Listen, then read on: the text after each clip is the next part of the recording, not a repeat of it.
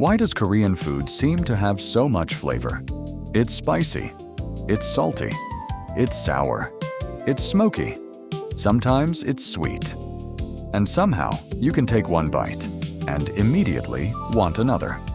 But Korean food isn't built around one powerful flavor. Its secret is balance. And much of that balance comes from something humans have been doing for thousands of years: fermentation.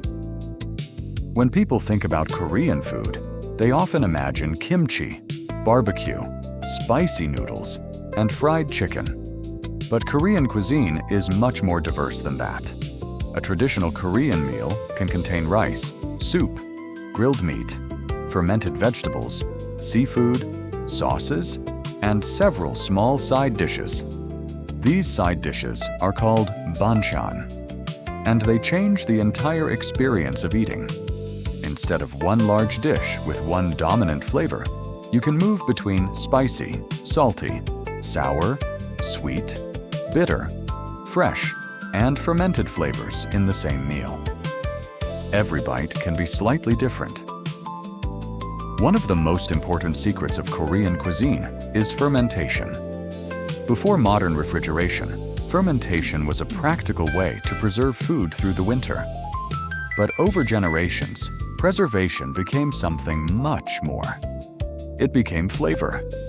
Fermentation creates complex aromas and savory flavors that are difficult to produce in any other way. And Korea turned it into an entire culinary tradition.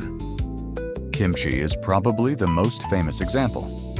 Vegetables are combined with salt, chili, garlic, ginger, and other ingredients, and then allowed to ferment.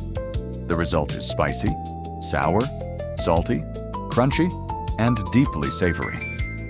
It doesn't taste like a simple vegetable anymore. It tastes like something much more complex. There isn't just one kind of kimchi. There are hundreds of variations, depending on the region, season, ingredients, and family tradition.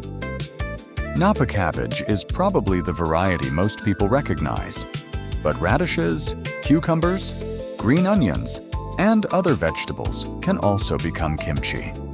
And traditionally, making kimchi wasn't simply cooking. It was a communal event.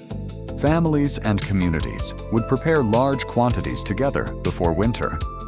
This tradition became known as kimjang. So kimchi isn't just food. It's also a piece of Korean culture and history. Another ingredient gives Korean food much of its unmistakable character: gochujang. It's a fermented red chili paste made with chili powder, fermented soybean, rice, and salt. But calling it simply spicy doesn't really describe it. Gochujang can be hot, sweet, salty, earthy, and deeply savory at the same time. It's used in everything from stews and marinades to dipping sauces and rice dishes. And when combined with fermented ingredients, garlic, sesame, and soy sauce, it creates the kind of deep flavor that keeps you coming back for another bite. Then there is Korean barbecue. Unlike many traditional barbecue cultures, Korean barbecue often puts the cooking directly in front of you. Meat is grilled at the table, surrounded by small dishes, sauces, vegetables, garlic, and kimchi. The meat can be smoky and rich. Then you add something spicy. Then something sour. Then something fresh. Then maybe a little sweetness. You're constantly changing the flavor of every bite. And that's part of what makes Korean food so engaging. You're not just eating one dish. You're building each bite yourself. Korean cuisine also has something called umami. It's the savory taste associated with ingredients such as fermented soybeans, mushrooms, seaweed, meat, and aged foods. Korean cooking uses many of these ingredients together. Soy sauce, doenjang, gochujang, fermented vegetables, seaweed, broths. The result is food with a huge amount of depth. And when that savory base is combined with heat, acidity, sweetness, and texture, every bite becomes more interesting. But flavor isn't the whole story. Korean food is also obsessed with texture. Crunchy kimchi, crispy fried chicken, chewy rice cakes, tender grilled meat, soft tofu, silky noodles. A single meal can move between completely different textures, and our brains love contrast. Crunchy, then soft. Hot, then refreshing. Spicy, then slightly sweet.